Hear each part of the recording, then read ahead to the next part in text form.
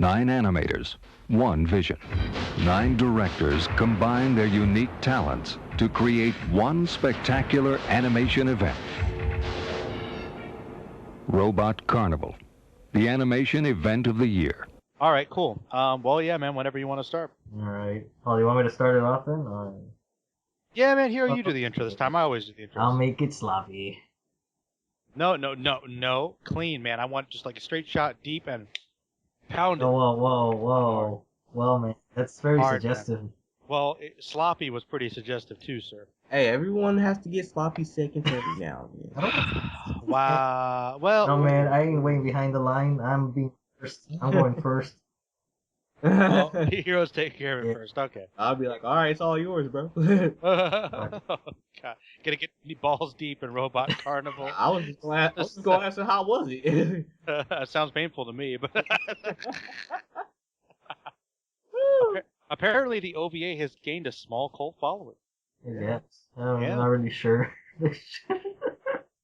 Well, hey, I actually when we were talking about doing it, somebody at work actually let me borrow it because she had a copy from like years ago. So apparently it does have fans.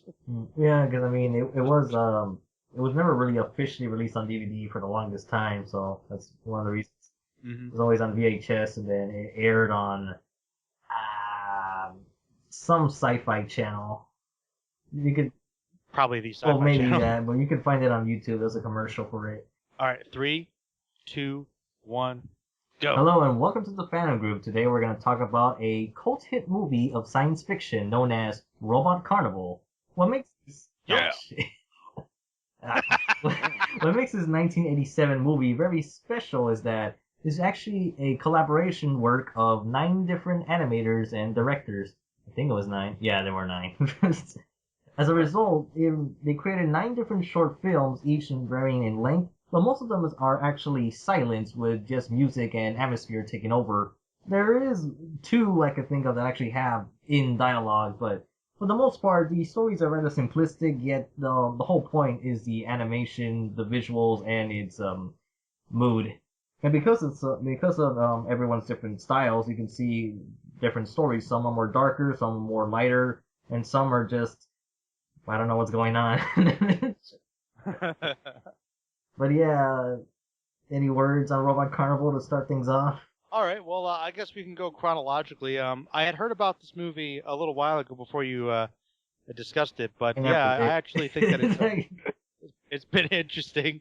But I guess we'll just start by talking about the opening. The opening is basically in this desert. There's this boy that just sees something coming towards them, and everybody's kind of freaking out, and it turns out what's coming towards them is this giant metallic machine which has the title of the movie on it, so the movie's literally coming towards you, and it's like a figment of that. And I just remember that to get things started right off, it's kind of weird, it's surreal, but it has a strong atmosphere. The detail to the desert was actually pretty good. There was kind of this weird sense of humor, like, oh, it's this awesome Robot Carnival, but the Robot Carnival itself looks kind of like the movie, just a combination of many ideas, and some of them kind of fun, some of them kind of scary. But it's coming through, and it's trying to imply that there's going to be some awesomeness along the way. I thought it was an interesting way to move, bitch. Move, bitch! Get out the way! Get out the way! But yeah, I thought it was pretty interesting the way to start things off. I was like, oh, this is cool. Yeah. What do you think, Kai? Wow. Okay, caught me off guard. But anyway, when I was watching this movie, I didn't really hear about it until like last year. And since you guys was like saying, well, let's talk about it, I was like, all right, let me give the movie a look. And after watching the movie, I feel like I was watching a Japanese version of Fantasia. Things like, okay, this goes here. Like everything had an individual story, but nothing really connected except that the theme of everything was robots. And one of my favorite shorts. I don't know what it's called. It's the Western Invasion, where this mad scientist is invading like some type of Edo part of Japan, and just beating the fuck out of each other. I was like, that is fucking awesome. But at the same time, I was like, wow, the way this guy is speaking English is kind of weird. But That dub was pretty questionable. yeah, it was really Yeah, questionable. I was like, that dub was wow. actually kind of debated whether it was kind of racist or not. Yeah, I was like, wow, this is kind of racist. But I thought the film was all right. It wasn't something I was like, wow, it's amazing, it's awesome, it's cool. It was cool. I It was admit, all because right. I actually own a copy of the movie, but even to me, I never actually marathoned it that much, other than the first time I watched it. The one that I tend to replay, well, we're gonna go in order in a bit, but just to mention briefly right now, the one that I always replay a lot is the one called Deprive, where there's a robot has to fight other robots to save a little girl. That one is really cool, actually. It's kind of like an old school superhero Yeah, one. and then I just like the music that it plays towards the end with the fight scenes, and you have like this gesture-ish, punkish looking villain with green hair, which I don't know what was up with that. It reminds me of Cobra, Because actually. I don't a know, little bit. he shoots laser beams from his eye, so that's cool. That was probably one of the ones that I actually thought could have deserved another spin-off. I really like that one as well. That was the third one. Actually, the first one that opens after the opening is called Franken Gears, which, as you guys might imagine, is kind of an idea on the Frankenstein's monster. Just follows this old scientist that goes into this pit and tries to create this machine, and he brings it to life much like Frankenstein. And I have to say, I really like this one. It might be my favorite one. Because once again, it's pretty much all atmosphere, just other than the guy kind of mumbling to himself. And just the detail on the robot as it's coming to life is really awesome. And I don't really want to spoil it, but I feel like I kind of have to. It kind of has this tragic ending where the old man, he's so happy, but he ends up being killed by his creation as the robot is basically trying to imitate him and reaches out to hug him, but as he hugs him, he crushes him and he dies. And I was just like, that just like the man being destroyed by his creation is classic sci-fi horror, and I just really like that one a lot. It was sad, but I thought it was well What I done. find strange, well, might be because it was Studio APPP who animated this whole thing, is that for some reason I noticed that there's a couple of anime series that have the same sound effects from Fist of the North Star. I have no idea why. Because in Franken Gears, when a lot of the glass was breaking, or like it was the same cracking sound effect they use in that show, so I'm just like, why is that here? This is the thing that stood out for me, but yeah, like that's actually one of the reasons where the story, I mean, it's interesting, but at the same time, I can't picture myself like rewatching it too much because of like you kind of know what's coming, but Yeah, it's kind of so short, it's like I think it's fun to watch once in a while for the animation, but that's about it. Same here, man. Like you just said, it's something I wouldn't like. Oh man, I'm gonna rewatch it again. It was like, oh, that was really interesting. If I was like a professor at an animation class, I was like, here, watch this and take some notes. yeah, Exactly. I mean, there's definitely a lot of effort put into each one of these shorts, and you can kind of tell what's different styles with it. Actually, the next one here to talk about after Deprive, which was the cool superhero one, was Presence, which I think probably has the most like fleshed out plot, because once again, kind of like the other one, it's about this guy who, I guess, kind of gets separated from his wife. He's losing closeness in their relationship, so he makes his own robot wife, and the wife, like, I know it sounds kind of weird, and it is. The robot wife kind of falls in love with him, but he has a hard time accepting her because she's a robot, and then it implies she dies, and then maybe she comes back.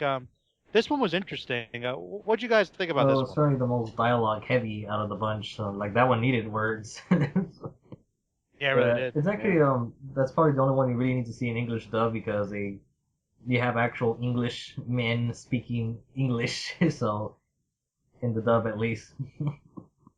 Yeah, I think. Oh, go ahead. I'm sorry. Yeah, because I remember the first thing that caught my eye was you see a couple of rascals, they're like kicking off this guy's head and he's like a robot or something, and they're just like, what the fuck is going on? That was weird. Yeah. That was really weird. They were playing with the guy's head at the beginning. It doesn't matter, yeah. The adults stopped them. No. Yes, fuck that robot British asshole.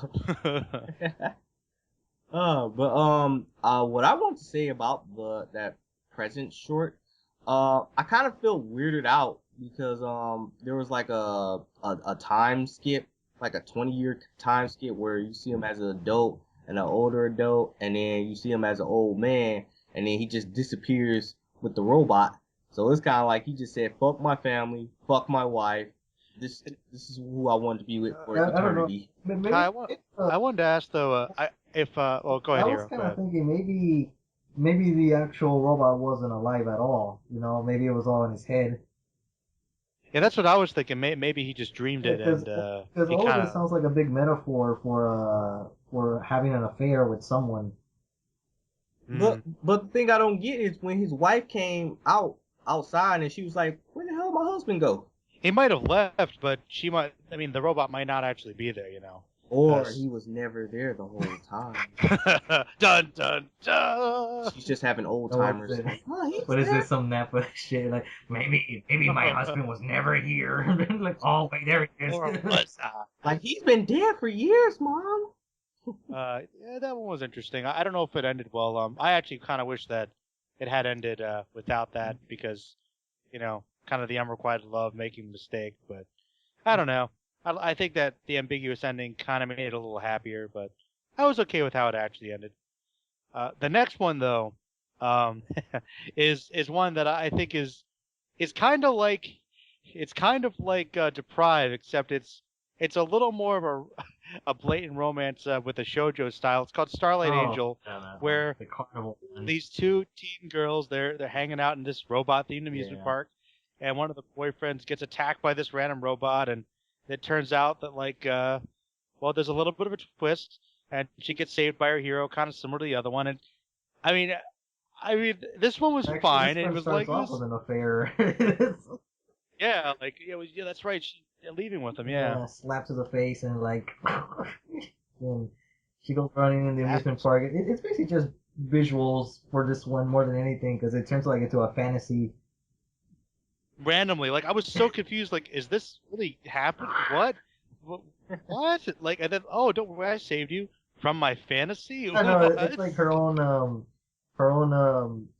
emotions of sadness shifted the amusement park into this monster robot, and then her own White Knight was literally just a machine in armor. So.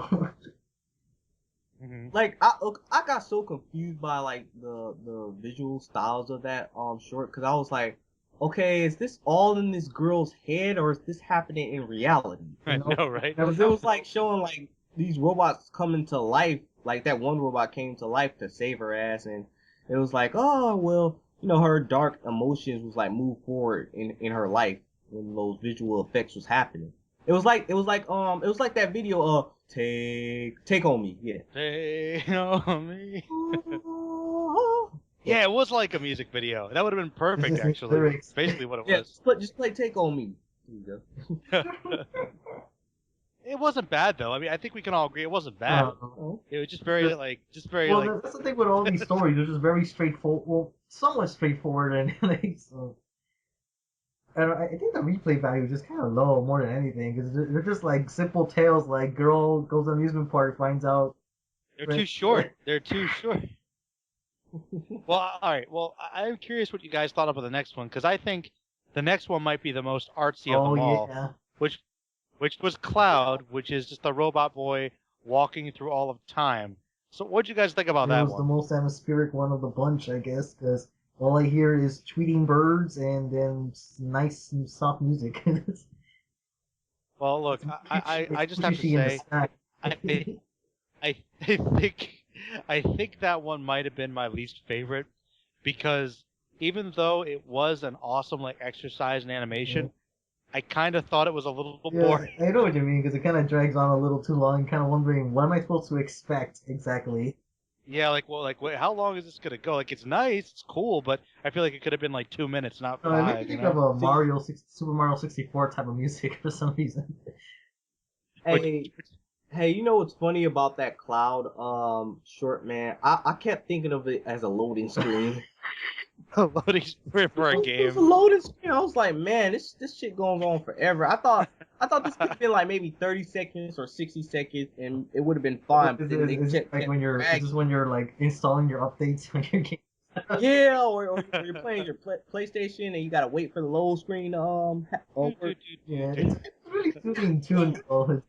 a cool loading screen though. You have to admit. Well, I Yeah. think the whole point of the cloud is that it's just to show you what happens in the sky because you see like the different forms of weather and the clouds themselves taking different shapes. So I guess that's the point of it more than anything. So I haven't heard. I heard some other criticisms about that actually. That I think it was a little too artsy for me. Well, like, I mean, and I'll be honest, I like really artsy stuff. I don't mind if it's like open to interpretation. It was But cool, I but I guess I think that like the story that one was trying to tell, the way it was telling it, was not compelling enough for me to keep watching. You know what I'm saying? Because it just I think it doesn't help also that I think the kid like he never walked across the screen, right? He always stayed in the same spot. Yeah, I think he was always in the same spot. Yeah, so it'd been different if you actually do see him like walking from one side to the other or going uphill or something. But he never really did. Yeah. So whatever his destination was, you don't know. Maybe he just wanted to reach out to the sun or something. And wait, so you telling me he's been walking for years? Yeah, he walks through like all the yeah, time. so Man. he just travels. So you see the patches of time in the background, but it would have been more effective if you see the character move from one side to the other, but he didn't. Yeah. Well, it was my least favorite, man. I didn't give it a It was like, all right, that's cool. Next. But I know the next one was your favorite though, with the giant robot. Hell yeah, man. I actually don't like this one that much. I mean, I thought it was okay. I thought the characters were kind of annoying in it personally. It was kind of stereotypically racist, but I like the giant robots. Well, you know, one thing I thought was kind of hilarious about that, which I thought was interesting, was that the bad guy was blatantly a Westerner. Yeah. Invading Japan, like historical context there. But I was like, ooh. But we talked about that one a little bit. Well, Hero, should we talk about the final? Oh, hold on. I wanna talk a little bit about this. I guess the humor is just how ridiculous their outdated super robot is. I mean, it's like a really early model that it can barely fucking move. Isn't it like made of wood Yeah, or it was something? like super antique, a super robot. It's like, shit, I don't know how you guys can make this move. How's it count? I think the fights were pretty good, Yeah, though, I guess. I think that was the joke, the fact that it was just like you don't see a super robot like this anywhere. But did the end, did they blow up everything or something? I want to say they... Yeah, I think so.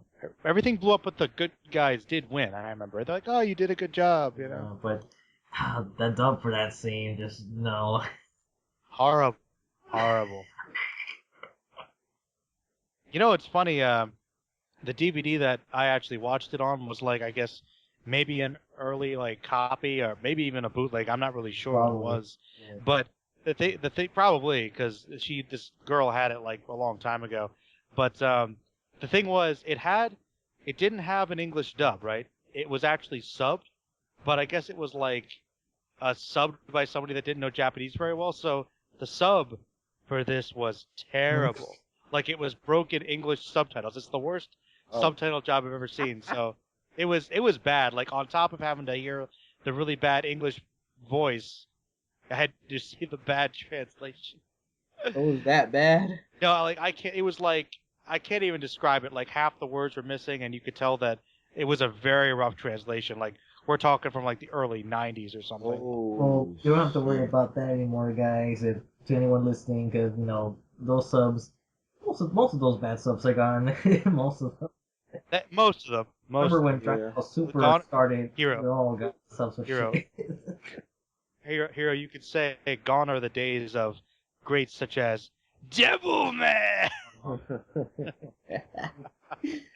Well, now we have to better fucking believe it. Shit, fuck. Close the fucking door. Much cursing. I'm like, hey, why? Here right and over now. the top there's Amon's eating shit in hell. Okay, reeling it back in to Chicken Man and Redneck, or Nightmares, I guess it's called in the dub. Damn, I forgot that one even existed. Oh, but that's the one that's kind of like Fantasia the most, apparently. It just starts out with a homeless man waking up at this like robot factory, and everyone's like, all the robots are coming to life and all that shit.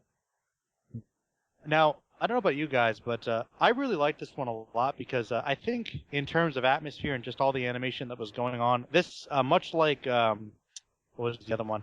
Much like Deprive, this is one that I wish I actually had like a series based on it. Like, I really like the idea of like all of these robots coming to life and attacking, and this guy on the run and has to fight against them. I don't know. I just thought they were really cool, personally.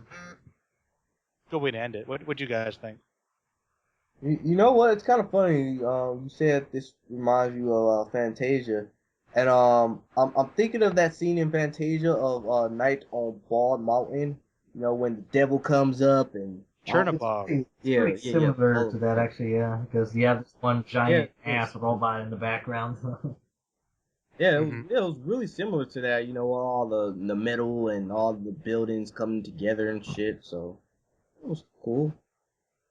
Yeah.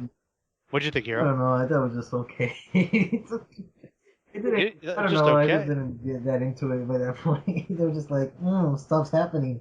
Okay. Well, to be fair, a lot of stuff happened and then it was over, like most of it was these. just like a very chaotic night for that dude. So, like, the message like reached me. It's supposed to be a nightmare, so we'll have like all these, dark imagery, and then you have like this robot on this bike / broomstick type of thing just flying around. It was fun. That was a decent way to end it. Well, technically, the ending happens after that because of the. Yes, the closing. Yeah, you're right. Which the Robot Carnival, it's like. I guess we could talk. I wanted to talk a little bit more about this in the beginning because in the beginning you see the poster of Robot Carnival implying there was like a circus that was coming near you, and it's kind of hilarious to see like the movie poster of the actual movie you're about to see within the movie. So. Yeah, it's very meta. And then the title comes in, it's like it's the title. Well, I mean, at the ending, we see that Robot Carnival, I guess the movie and the thing, destroyed that society. It killed people. Like, oh. That movie was too good or too bad. People just couldn't deal. It was a literal bomb. I'll be honest, though, I kind of wish there were more anthology films like this. Yeah, I don't know. One that comes to mind is Tokyo Memories. Oh, actually, I own but that. that one's only 3, which is like. And they're actually like films because I think they're like 45 minutes each. Yeah, because the one I remember was The Running Man, because racing. And Cold Zero. I don't know what the other 2 were about, actually. I remember the first one was about this. Oh well. That's the Rose, and the third one was about the cannons. Yeah, wait, cannons? Well, maybe I'm thinking of a different movie. Because the one that I remember is about this little girl, like she goes to the circus, and then the second one's about like this racing one, then the third one's about this guy stuck in a factory and going insane. Oh, yeah. Maybe I'm thinking of a different movie. No, yeah, I'm thinking of. What movie y'all talking about? Shit. Well, it's actually we're all talking about different Otomo ones. This is another Otomo based collection, but the one I'm talking about is Memories from '95. You might be talking about Neo Tokyo. Yeah, that's what I'm talking about, Neo Tokyo. Okay, so you and I have seen different ones. Okay. I was like, wait a minute. It's like, wait, there are 3. I'm like, wait, because yours sounded kind of similar, but not really. Yeah. Because there was a girl in the one, but it's more of a ghost story. Nah, but yeah, we should talk about those sometime. But I guess in summation, I like, all right, bringing in the film fanatics way. If you guys could give this movie like a letter grade, what would it be? Kai, give it to us first. What do you think? Oh, okay. Well, the movie did have some good visual effects, and it had that feel of a Fantasia movie. But this movie's just not for me. It's probably good for people who are like artsy people. It did have its moments, and it had its moments that was kind of dull. So I'm gonna give this movie a C. Okay. What do you think? I give it a B, actually. I think all right. It was interesting that there was like some narrative flow between each individual pieces, because I don't know. I kind of feel it lacks a little something, but I know some people will really like this, and others will probably be like, I like it, but I don't like it that much. But that's kind of in the boat that I'm in. I'm like, I appreciate, looking at it and watching it. It's definitely worth, the first watch, but I guess the best way to put it is cherish the first viewing, because that's the biggest impact you're ever going to get out of this film. It's the first time you see it. Sounds about right.